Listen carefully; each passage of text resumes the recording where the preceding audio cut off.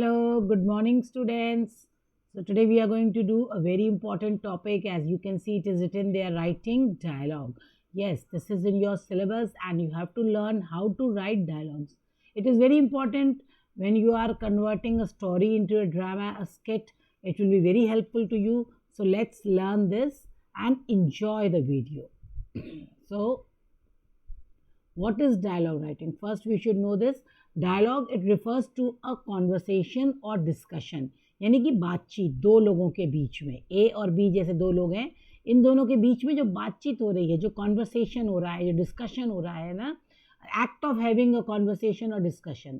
Often we read outer dialogues which occurs between two characters as spoken language. As a literary technique अगर हम देखें, literary dialogue serves several purposes. It can advance the plot. Dialogue से हम कहानी को अपनी आगे बढ़ा सकते हैं, है ना.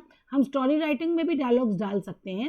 जब हम शॉर्ट स्टोरी राइटिंग करते हैं, लॉन्ग स्टोरीज लिखते हैं, तो इससे आपका प्लॉट आगे बढ़ता है. It reveals a characters thought, character की थॉट्स को बताने के लिए, फीलिंग्स को बताने के लिए, और show how character react in the moment, या उस पल उस कैरेक्टर का क्या रिएक्शन है. अगर इसको हम 3 पार्ट्स में बांटें तो रिलेशनशिप बिटवीन द स्पीकर, है ना, दोनों के बीच के संबंध क्या है, टॉपिक ऑफ कॉन्वर्सेशन क्या है, बातचीत का टॉपिक क्या है, the situation in which the speaker are placed, क्या सिचुएशन है जिसमें स्पीकर को हमने रखा है. तो ये बहुत इंपॉर्टेंट है.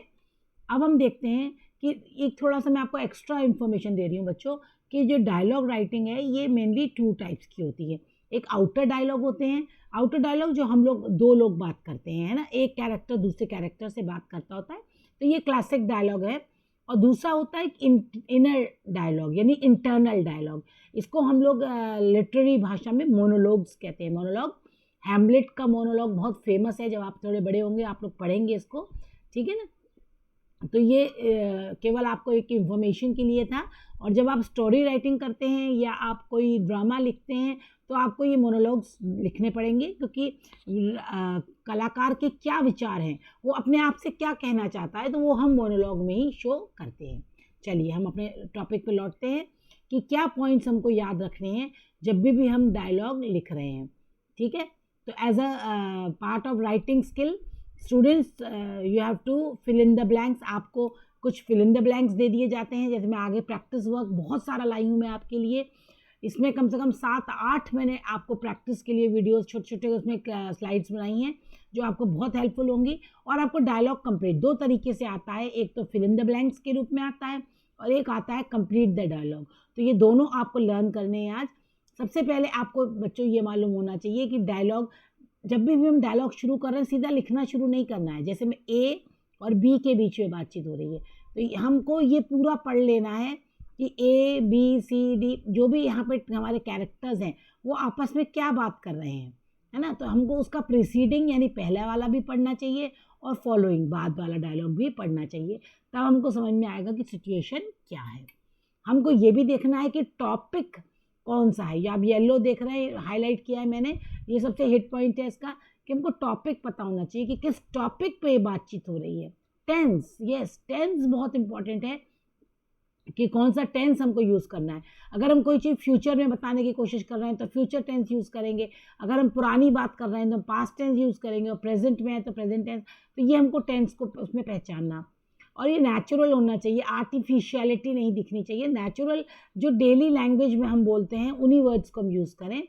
The words should be to the point, है ना, एकदम टू द पॉइंट बोलिए, और आइडिया जिसमें कन्वे हो. तो ये हमको थोड़ी सी पॉइंट्स याद रखने हैं डायलॉग राइटिंग करने से पहले. अब आता है कि डायलॉग राइटिंग में हमको किन किन चीज़ों पे ध्यान देना है. सबसे इंपॉर्टेंट होता है बच्चों कोटेशन मार्क. जब भी आप डायरेक्ट स्पीच पढ़ते हैं, आपने देखा होगा फर्स्ट पर्सन जो सेकंड पर्सन से बात करता है तो हम लोग हमेशा उसको कोटेशन मार्क्स में लिखते हैं. तो डायलॉग भी क्योंकि फर्स्ट पर्सन सेकंड पर्सन से डायरेक्ट बोल रहा है तो इसको हम लोग कोटेशन में लिखते हैं. डबल कोटेशंस देख रहे हैं आप, ये देखिए आप, डबल कोटेशंस हैं. ठीक है. ये अपोस्ट्रोफी है, ये बीच में लगाई अपोस्ट्रोफी है. लेटस का शॉर्ट फॉर्म हो गया let's go to the beach. Dialogue tags should stay outside the quotation. Tag क्या होते हैं, जैसे मैंने कहा करेंट सेड, करेंट एक्सप्लेन, ये क्या है, टैग है. तो इसको हम लोग बाहर रखते हैं, कोटेशन मार्क से बाहर रखते हैं. तो अब ये देख रहे हैं कि हम डायलॉग जो हमारा कोटेशन में आ गया है ना, और उसके बाद हमने यहाँ पर जो हमारा टैग आता है इसको हमेशा हमें बाहर रखना है, ये ध्यान रखना है. If a tags come before the dialogue, अगर हम पहले लिख रहे हैं, देखो जैसे करण एक्सप्लेन इसमें पीछे आ रहा है, लेकिन अगर करण एक्सप्लेन पहले आ रहा है तो हमको यहाँ पर एक कॉमा लगाना पड़ेगा। देख रहे हो आप यहाँ ये कॉमा लगा के फिर हमने इसको इन्वर्टेड कॉमा में, इसको डबल इन्वर्टेड कॉमा में कर दिया। अगर डायलॉग एक्सक्लेमेशन मार्क में कर रहा है, ये देखो एक्सक्लेमेशन मार्क या क्वेश्चन मार्क में है, तो जो टैग पीछे आता है वो हमेशा लोअर केस में आता है, तो जो शी का एस है वो छोटा आएगा। कभी भी हम शी कैपिटल नहीं लिखेंगे, ये गलत हो जाएगा। कब?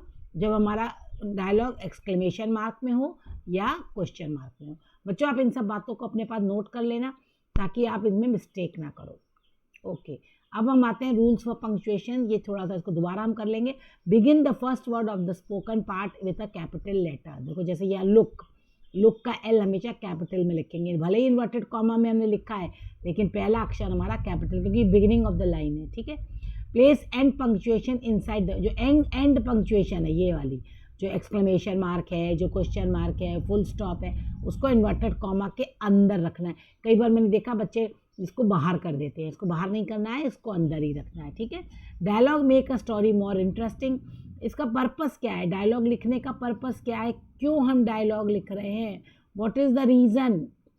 ये स्टोरी को इंटरेस्टिंग बनाता है, क्या कैरेक्टर फील करता है ये बताता है, और कैरेक्टर की पर्सनैलिटी भी हमको बताता है। ओके, रूल्स थोड़े कंटिन्यू करते हैं। The spoken words are sometime interrupted in the middle, and the first part of the spoken part with quotation mark, begin the second part with quotation mark, use comma to separate the spoken word from the tag. अब देखो जैसे बच्चों को ये वाला dialogue है, it's too late now. Okay, ये हमने एक डायलॉग बोला, फिर हमने इंटरप्ट किया, आई सेड, फिर we will have to come back later. अब एक ही व्यक्ति ये पूरा डायलॉग बोल रहा है लेकिन बीच में इंटरप्शन दिखा दिया कि यहाँ पर ब्रेक है, तो ये स्टाइल है लिखने का, इसको हम बीच में आई सेड बीच में करके, लेकिन दोबारा देखो आप पूरा इन्वर्टेड कॉमा हमने दोबारा यूज़ किया। Start a new paragraph each time. जब भी कोई न पर्सन बोल रहा है, जैसे ए ने बोला तो न्यू होगा, फिर बी ने बोला तो उसको न्यू से ही शुरू करेंगे, हम कभी भी वहीं से कंटिन्यू नहीं करेंगे। Make sure readers know who is talking, क्योंकि जब हम नई लाइन से शुरू करेंगे तभी रीडर समझेंगे कि वो कौन बोल रहा है। एक्शन और टॉकिंग का मिक्स बैलेंस हमको बनाना चाहिए। Let all characters have equal से, सब कैरेक्टर्स को डायलॉग दीजिए, ऐसा मत करिए कि एक ही कैरेक्टर को डायलॉग दीजिए, है ना। Try and resolve the discussion. और सबसे इम्पॉर्टेंट कि जब भी हम डायलॉग राइटिंग कर रहे हैं तो उसके लास्ट में हम जो प्रॉब्लम है उसको रिजॉल्व कर दें। ओके, ये बहुत इंपॉर्टेंट है कि try and resolve the discussion by the end of the page. तो आपका डायलॉग जब एंड होने को आए तो जो आपकी प्रॉब्लम है उसको आप सॉल्व कर दें। तो बच्चों ये आपने नोट कर लेना इन सब चीज़ों को, वीडियो पॉज कर लेना है यहाँ पर और इनको नोट कर लेना। Okay, start with the lower को, ये हम पहले ही बता चुके हैं कि अगर कोई इंटरप्शन आता है तो उसको लोअर केस से हमको करना है, जैसे बीच में आ रहा है। अभी एक नई चीज़ आपके लिए आई है बच्चों, यहाँ पर एम डैशेस। एम डैशेस जो होते हैं वो हाइफन जैसे दिखते हैं पर they are not hyphen. Hyphen छोटा सा होता है, एम डैश थोड़ा बड़ा होता है उससे। ये जिसको ये इंडिकेट करता है इंटरक्शन या एब्रप्ट एंडिंग। कई बार हम डायलॉग में जैसे हम एब्रप्टली ख़त्म करना, I just thought we could, आगे नहीं बोला उसने कुछ, है ना, यहाँ पर एब्रप्ट हो गया, तो ये होती है। ठीक है, ये डायलॉग एम डैशेस को हम कोटेशन मार्क के अंदर ही रखेंगे। जैसे उसने कहा Bethany began to speak, I just thought we could, यहाँ पे वो रुक गया, एब्रप्टली चुप हो गया, तो ये हमने यहाँ पर एम डैश लगा दिया। ठीक है, I don't want to hear it interrupted Abigail, ये उसके आगे का डायलॉग है। अब आते हैं हम नेक्स्ट पे, don't add additional punctuation by using ellipsis. अब एलिप्सिस क्या होता है बच्चों, ये बहुत कॉमन चीज़ है लेकिन बहुत सारे बच्चों को नहीं पता। ये 3 डॉट जो आते हैं इकट्ठे, इनको हम बोलते हैं एलिप्सिस। क्या बोलते हैं इनको हम लोग? एलिप्सिस। अगर आप if you are writing dialogue that end with an ellipsis, you should not add a comma और एनी एडिशनल पंक्चुएशन। तब आपको कोई भी कॉमा या एडिशनल पंक्चुएशन नहीं ऐड करनी है। ठीक है ना, ये शो करता है कि ट्रेलिंग ऑफ डायलॉग, यानी डायलॉग अभी चल रहा है। ये 3 डॉट क्या शो करते हैं, ये डायलॉग चल रहा है। कई बार हम लोग सोचते हैं dot dot dot dot dot dot माने आगे चल रहा है, इसको हम लोग एलिप्सिस बोलते हैं। तो यहाँ मैंने इसका डेफिनेशन भी आपको दे दिया है। An ellipsis is a set of 3 periods that indicates the omission of words from quoted material, hesitation or trailing off in dialogue or train of thought।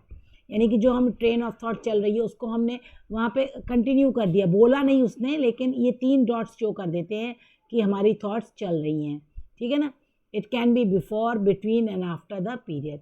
Use an ellipsis to omit information at the beginning and end of quote. हाँ, कभी भी ellipsis को हम sentence के शुरू में नहीं लगाते हैं और एंड ऑफ कोट में नहीं लगाते हैं, ठीक है, कोटेशन के एंड्स में नहीं लगाते, ऐसे लगा सकते हैं आप, I guess this is the end of the line dot dot dot, यानी कि वो कुछ और कहना चाहती है पर उसने कहा नहीं, वो वहाँ पे चुप हो गई।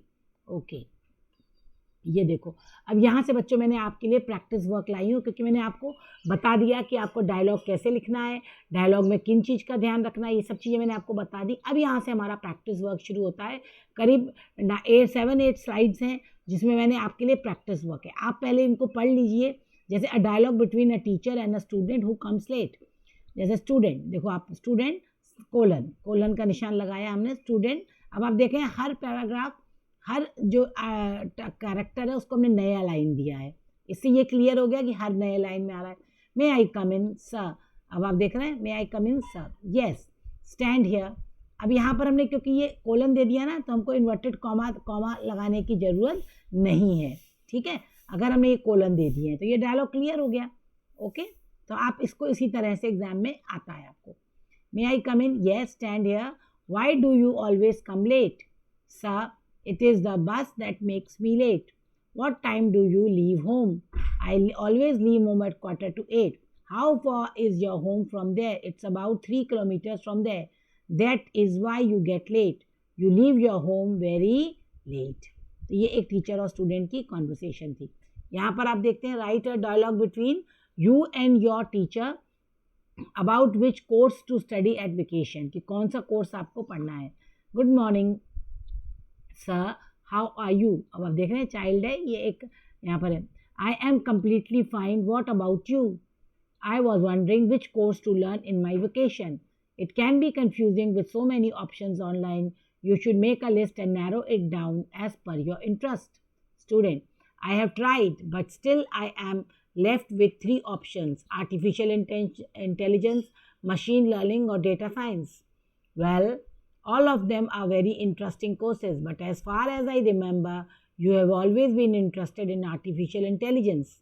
Yes, I do, because I feel it is for our future. Well, then it's no harm in pursuing it, and later if you find it less interesting, you can always switch. Yes, it sounds like a great idea, thanks. अब आप देख रहे हैं last में जो उसकी problem थी उसको रिजॉल्व कर दिया गया, सॉल्व हो गई प्रॉब्लम। और बातचीत में आप देखिए बहुत ही नेचुरल टॉक है ना, और जो क्वेश्चन है वो किस बेस पे है, जो आंसर है। तो अगर बच्चों आपको ये स्टेटमेंट दे दी जाती है और आपको इसका क्वेश्चन बनाना पड़ता है, जैसे I was wondering which course, तो अब आपको ये लाइन दे दी जाएगी और आपको ये बनाने के लिए आ जाएगा। तो आपको कैसे करना है, आप आंसर को पढ़ लीजिए और इसके आधार पे आपको क्वेश्चन को फ्रेम करना है, ठीक। अब ये देखो आपके सिलेबस में बच्चों इस तरीके से आता है कि फिल इन द ब्लैंक्स है। अब देखो इसमें कैसे टेक्निक है, आप पहले मेघा रजत ये डायलॉग्स हैं, आपने देखा हर का अलग अलग लाइन दिया हुआ है। They are making plan for new year की प्लानिंग कर रहे हैं, तो आपको डायलॉग बनाना है। तो हमारे पास टॉपिक पता लग गया कि न्यू ईयर की प्लानिंग है टॉपिक। अब देखो डैश दिस न्यू ईयर, पहले हमको आंसर को पढ़ना है, रजत क्या कह रहा है, I don't have any plans. अब हमको यहाँ पर इसको भरना है, ठीक है। मैंने बच्चों आपको इसके आंसर्स भी संग में दे दिए हैं, तो आपको आगे प्रॉब्लम नहीं आएगी, आपको इसके आंसर्स भी हैं। तो व्हाट इज़ योर प्लान, है ना, what are you doing this new year, तो आप कुछ भी पूछ सकते हैं, I don't have any plan, what is your plan, ऐसे भी आप पूछ सकते हैं ना, what is your new year plan, या what are you planning for, what are you doing, what are you doing, है ना, एट दिस न्यू ईयर, ठीक है। I don't have any plans, तो how do you like the idea dash. अब आप यहाँ पे पढ़िए, दैट साउंड फैंटास्टिक, यानी कि कुछ उसने आइडिया दिया जिसको अच्छा लगा। तो how do you like the idea of having party, है ना, ऑफ कमिंग या joining the सपनास party, that sounds fantastic, but अब देखो उसकी कुछ प्रॉब्लम है, बट अब वो क्या, I come to your house, तो वो क्या कह रहा है, this evening and request your parents to allow, यानी कि वो कुछ उसने बोला कि मैं तुम्हारे घर आऊँगा, तुम्हारे पेरेंट्स को अलाउ। इसी के आधार पे आपको ये सेंटेंस कंप्लीट करना है, but I will have to take permission from my parents, but I will have to take permission from my parents, ठीक है। यहाँ पर हमने किस आधार पे हमने ये सेंटेंस बनाया, जो नीचे डायलॉग दिया था इसमें से मैंने ये देखकर ये क्वेश्चन को बनाया। Okay, dash in evening, yes they will be at home. तो अब वो पूछ रहा है कि क्या वो घर पे होंगे, कब होंगे घर पे ना, तभी तो वो जवाब दे, रजत बोल रहा है they will be at home. तो बोले when will be they, what where will be they in the evening, parents कहाँ पर होंगे, है ना, वेयर, पेरेंट्स के बारे में पूछ रहा है, where will be they in the evening. तो उसने जवाब दिया yes they will be at home, they sure and then I surely come. तो बच्चों आपने देखा, आपने हमने कैसे फिल इन द ब्लैंक किए। हमने पहले आंसर्स को पढ़ा, हमने आंसर्स को पढ़ा, आंसर्स के आधार पे हमने उसके क्वेश्चंस को तैयार किया, क्योंकि वो किस चीज़ का आंसर है, जो वो क्या चीज़ पूछ रहा है जिसका आंसर वो दे रहा है, ये रेफरेंस टू कॉन्टेक्स्ट हमारा सही होना चाहिए, नहीं तो हमारा गलत है। आगे बच्चों आपको ऐसे ही मैंने ये एग्जाम्पल दिया है, और इन सब में मैंने आपको प्रैक्टिस के लिए नीचे आंसर्स दे दिए हैं, लेकिन आपको क्या करना है, you don't have to look at the answers. आप ये आंसर्स को मत देखिए, पहले आप वीडियो को पॉज करके इसको भरने की कोशिश करिए। जब आप इसको भर लें तो आप अपने आइडिया के लिए, ये ज़रूरी नहीं है कि बिल्कुल एग्जैक्ट यही वर्ड्स होने चाहिए, ये आइडिया है आपके लिए। जैसे एक मैं आपको बताती हूँ, this weekend I don't have any special plan. तो अब जैसे what are you doing this weekend, what are your plans for this weekend, है ना, will you come for party on this weekend, या इस टाइप से आप कोई भी क्वेश्चन इसमें बना सकते हैं, लेकिन ये आंसर सेट होना चाहिए। I don't have any special plan, ये सेट होना चाहिए, ठीक है। तो what are you doing this weekend, okay it's fine. Do you have any special plan, ये भी आप बोल सकते, do you have any special plan for this weekend, ये भी सही है, ठीक है। How do you like the idea dash the zoo, है ना, दैट साउंड्स गुड, उसको अच्छा लगा।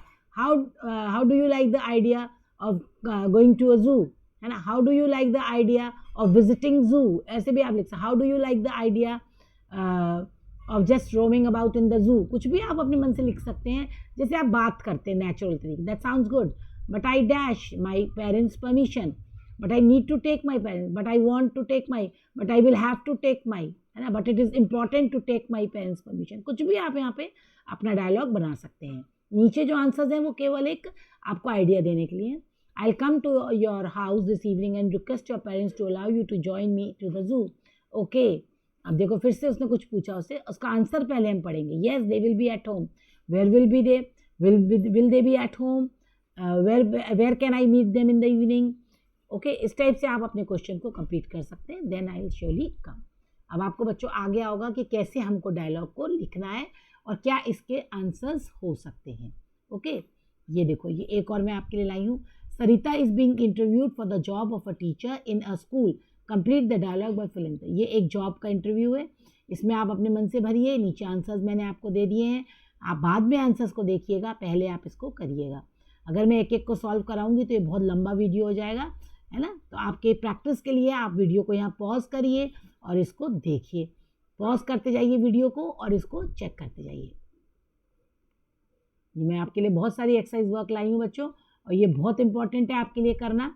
और यहाँ पर देखिए, है ना, ये दो डायलॉग हैं, इनको आप पढ़ सकते हैं कि कैसे डायलॉग्स को हमको और लिखना है शॉपकीपर और कस्टमर के बीच में। आई होप बच्चों आपको ये वीडियो बहुत अच्छा लगा होगा और आपको ये बहुत हेल्पफुल होगा आपके एग्ज़ाम के लिए। So you please subscribe the channel and suggest your friends also to see this channel and press the bell icon. Thank you. Have a nice day. Enjoy yourself. Be safe.